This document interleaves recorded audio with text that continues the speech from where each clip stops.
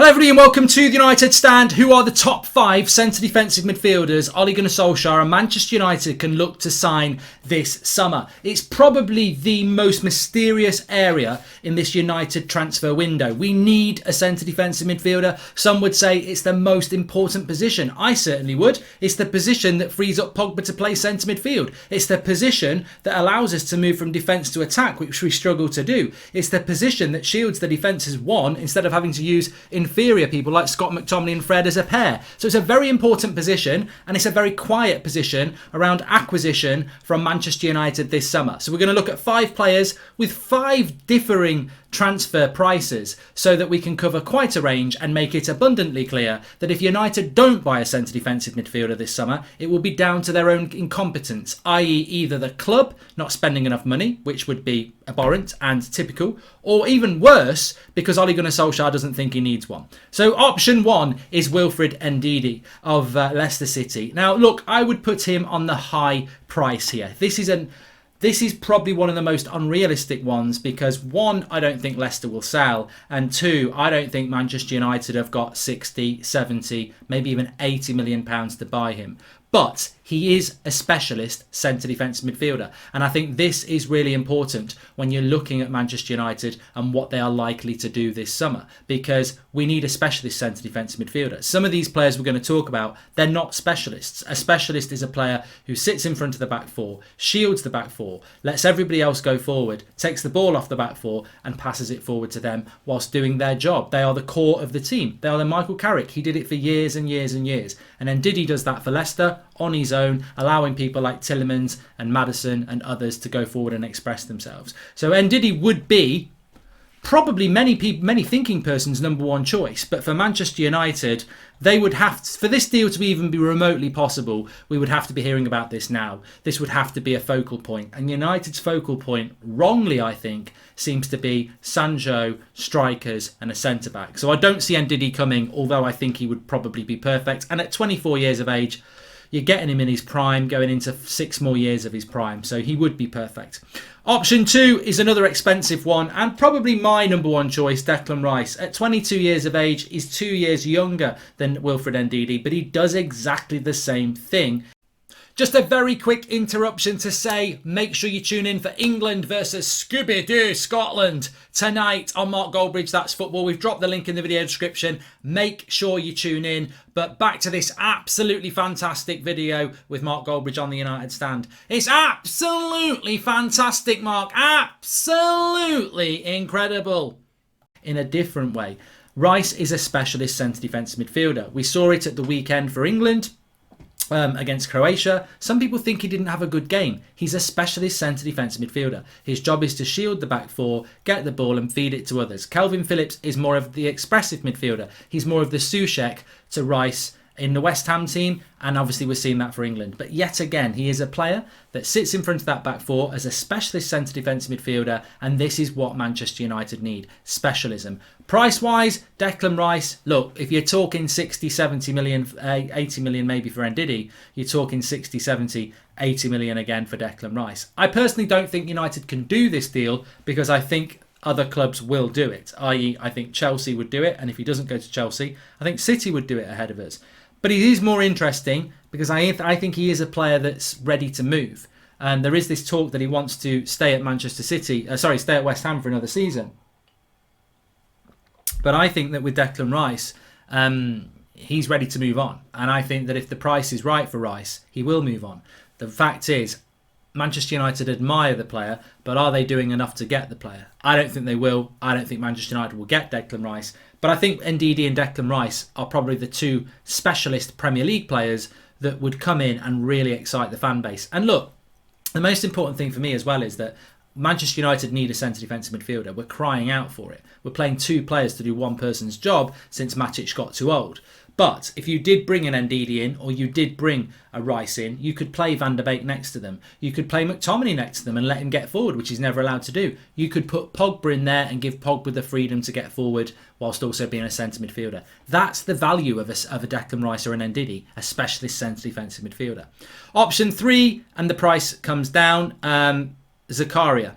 Zakaria is 1 year left on his contract. He's playing in the Bundesliga.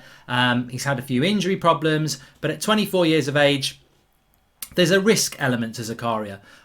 If nobody's really watched this player, he reminds me, he's almost a fusion of a Michael Carrick, a Yaya Toure. You know, he's very, when he's on the ball, he reminds me of Yaya Toure, but then when he's shielding his back four, he sort of reminds me of Michael Carrick with his ability to get on the ball and play a 5-yard pass as easy as he can play a 30-yard pass. The problem with Zakaria is he able to come to the Premier League, and is he able to adapt? You know Ndidi can do it, you know Rice can do it. But with Zakaria, we don't know. But the great thing about Zakaria is he is another player that effectively is a centre defensive midfielder by trade. He can also play centre back, can also play box to box, but I think centre defensive midfielder is his best position. Now, he's not playing for Switzerland in the Euros much at the moment, and I think that is probably to do with injury, because I can't see why they wouldn't pick a player of that quality. But 35 million, maybe even 30 million, he'll be available for with 1 year left on his deal. And remember, this is a player that Pep Guardiola's looked at. So he's not a player that United would be taking a punt on. This is a player that's been looked at by quite a few decent teams and available with 1 year left on his contract. If United are left with, you know, they need a CDM and they've only got 30 to 40 million pounds, you've got to be considering a player like this. So I like Zakaria. I personally would be excited by it. I also know there's a risk attached to it, but I would take him over what the alternative is, which is sticking with what we've got. The fourth option is Basuma, Yves Basuma of Brighton. Again, I think this is a player that's Premier League proven, 24 years of age. And notice a lot of these players are 24. Ndidi's 24. Zakaria's 24, Basuma's 24. All right, Declan Rice is 22, and I think he's the exception to the rule, and that's why he's a more exciting option, because he's doing it a little bit younger. But these players are doing it at 24. They're ready to take that next step. And I tell you what, in the case of the next step and someone like Basuma, whoever takes that punt on Basuma, I think you're going to get a good signing. Whether it's Liverpool, whether it's Arsenal, whether it's Spurs, I really think they're going to get a fantastic player. Now, people will say about Basuma, well, is he not a centre midfielder? Is he not a box-to-box player? Is he not a holding midfielder? And essentially this is where we're moving into players that maybe they're not specialist CDMs. I think Zakaria is, Ndidi is, Rice is. Basuma, is he a specialist CDM? Well, he did a fantastic job against Bruno Fernandes recently towards the end of the season, where he basically just stood with him the whole game. He loves to take the ball off the back four. He's very good at taking the ball off the back four. 1 touch, 2 touch, 20-yard pass, 5-yard pass. He's tenacious. I certainly think, whilst he may not be a specialist, Roy Keane was not a specialist holding midfielder or box-to-box midfielder when United bought him from Forest. He was more of an attacking midfielder, a tenacious attacking midfielder. So you don't have to always bring a player in and then be the identikit CDM. And then Basuma, I think you have a player that if you put him with a Pogba, he would become the more defensive player, but can also drive with the ball. You know, like Kante. Kante can play CDM. It's not really his position, but he can do it. And I'm not likening Kante to Basuma, but I like Basuma. I think he's very confident on the ball, which you have to be under Potter at Brighton. And he's very good in the tackle, and he's very good on the ball. And I think he could do that job. And I think, he is probably a player that I would look at and go, yeah, you can be a centre defensive midfielder for Manchester United and do the job. So I like him. And again, price-wise, I mean, look, I'm a little bit scared that they want 40 million for Ben White, because if they want 40 million for Ben White, they're going to want 40 million at least for Basuma. But 40 million for Basuma, there's probably about the going rate, and a Premier League proven going rate as well. I would like this guy. I would really like this guy. In fact, I would like any of those 4 players, Basuma, Rice and Ndidi, Zakaria. I would actually be very happy with any of those. Then that leaves us with option 5, which is probably more of a player that you like, to be fair. Ruben Neves at Wolves. And again, I think this is a player that is available to go. He's not currently playing for the Portuguese side, which is a little bit disappointing, because I was looking forward to seeing what he was like with Bruno. But is he a holding midfielder in the sense that you play Ruben Neves and then you put Pogba next to him or Donny van de Beek next to him and he sits? I mean, at Wolves, you do a lot of that. Wolves are a team that does a lot of defending, so he can do that. But can he do that because he's got a Moutinho with him or a Dendoncker? Could he do it on his own? And that's the question mark about a Ruben Neves. Because people will say people like Saul Niguez. Saul Niguez is not really a holding midfielder. So, and Locatelli's not really a holding midfielder. We're looking for a holding midfielder. Can Ruben Neves do that job?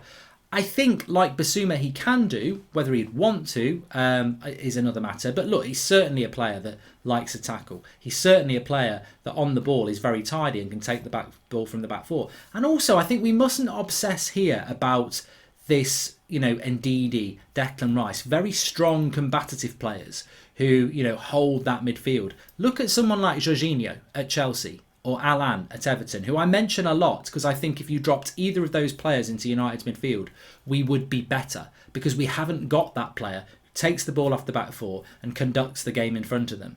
And Jorginho, look, he's not particularly strong in the tackle. He's a little bit lightweight, but the job he does in just conducting the game and taking the ball off the back four, well, Neves could definitely do that. So it's not that you don't need the Ndidi to do this role. We just need somebody who's capable because we don't have that. Look, Fred receives the ball with his back to goal from a centre-back. It might bounce off him like a brick wall. He's certainly not a player who can control that ball and, hit a 40-yard pass to the out wide or anything like that. Sometimes he can, but not consistently. And McTominay, what does McTominay do? McTominay puts his foot on the ball and does that silly little spin.